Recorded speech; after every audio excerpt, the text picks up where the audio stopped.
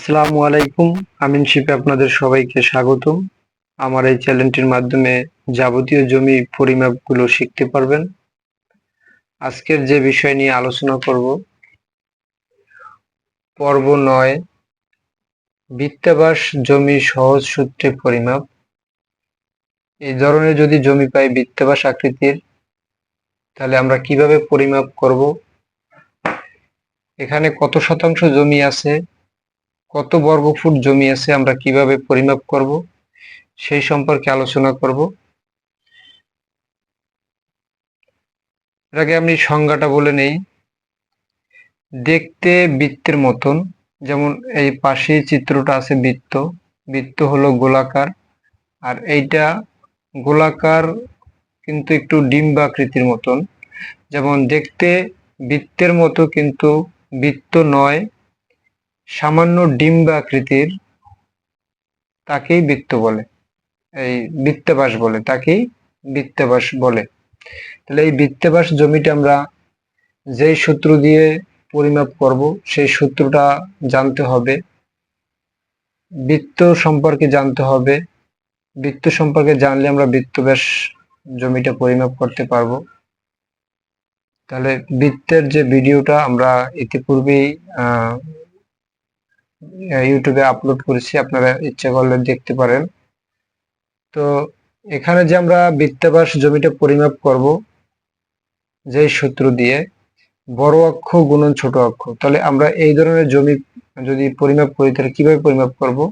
প্রথমে এখান থেকে যে কর্নার থেকে এ পর্যন্ত আমরা পরিমাপ করব যে কত ফুট আছে, এখানে দৈর্ঘ্য কত ফুট আছে সেটা আমরা পরিমাপ করে নিব।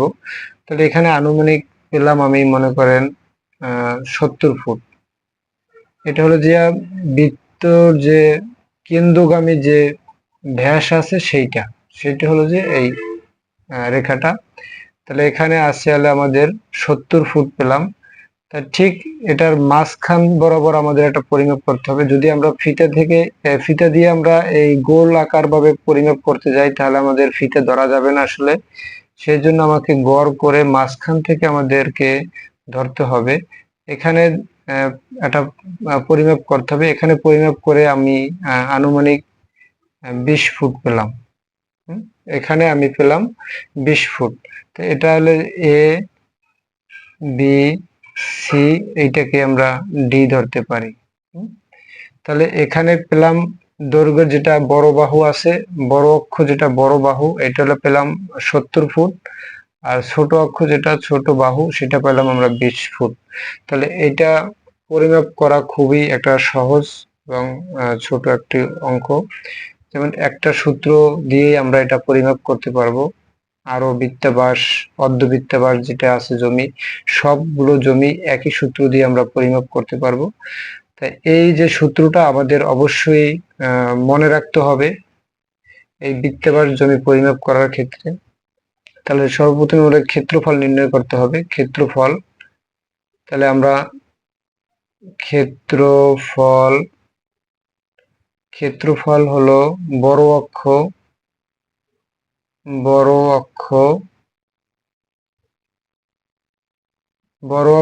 গুণ ছোট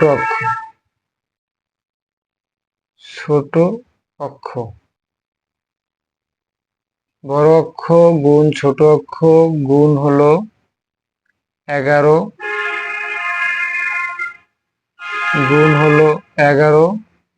ভাগ হলো 14। তাহলে বড় অক্ষ আমরা কোথায় পাবো? বড় অক্ষ হলো এখান থেকে এ পর্যন্ত যে পরিমাপ করছি, এটার যে দৈর্ঘ্য যে আছে 70 ফুট পেলাম আমরা। এই যে এইটা হলো বড় অক্ষ, তাহলে বড় অক্ষ আমরা নেব 70 ফুট, গুণ আছে কত ছোট অক্ষ, তাই ছোট অক্ষ আমরা এখানে পরিমাপ করে পেলাম 20 ফুট।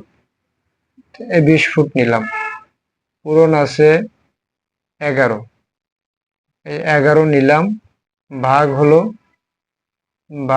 14 নিলাম। এই যে বড় অক্ষ গুণ ছোট অক্ষ গুণ 11 গুণ ভাগ হলো 14, এটা হলো যে একটা সরকারি সূত্র। এটা এই জমি পরিমাপ করতে গেলে অবশ্যই এই সূত্রটা মনে রাখতে হবে আপনাদের। তো আমরা এখানে 70 গুণ 20 গুণ 11 ভাগ 14 এটাকে আমরা গুণ ভাগ করব, তাহলে আমাদের এখানে মোট কত বর্গফুট জমি আছে সেটা আমরা পাবো। তাহলে এখানে আছে 70 ফুট গুণ হলো, আগে প্রথমে আমরা এই তিনটাকে আমরা গুণ করে নেব।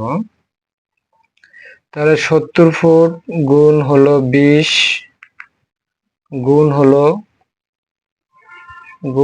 11। তাহলে আমরা একত্রে তিনটা যদি গুণ করি তাহলে আমরা পাবো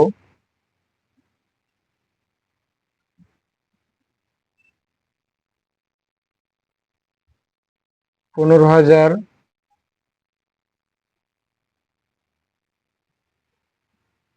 15,400 15,400 তিনটাকে গুণ করলে আমরা পাবো 15,400 ভাগ যদি দেই 14, তো এখানে আছে 14, তাহলে 15,000 ভাগ হলো 14, তাহলে পাবো আমরা 1100 বর্গ ফুট,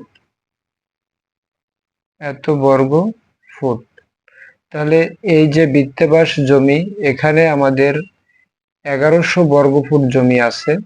এই 1100 বর্গফুট জমিকে যদি আমরা শতাংশে নেই বা কত শতাংশ এখানে জমি আছে সেটা যদি বের করতে যাই, তাহলে 1 শতাংশে আমরা জানি যে 1 শতাংশ সমান 435.6। তাহলে এই সূত্রটা যদি 1 শতাংশ যদি এটা দিয়ে ভাগ করি 1100 বর্গফুটকে, তাহলে আমাদের কত শতাংশ জমি আছে সেটা আমরা পাবো। তাহলে 1100 ভাগ যদি দেই আমরা 435.6, তাহলে আমরা মোটামুটি শতাংশ পেয়ে যাব। 1100 ভাগ হলো 435.6, তাহলে আমরা পাবো হলো 2.52 শতাংশ। তাহলে আমরা এই বৃত্তাবাস জমিটিতে 2.52 শতাংশ জমি, এখানে এত শতাংশ জমি আছে এই বৃত্তাবাস জমিটিতে। আশা করি ভিডিওটি আপনাদের সবারই ভালো লেগেছে। আরো নতুন নতুন ভিডিও পেতে আমার চ্যানেলটি লাইক দিন ও সাবস্ক্রাইব করে পেজটির সাথে থাকুন। ধন্যবাদ।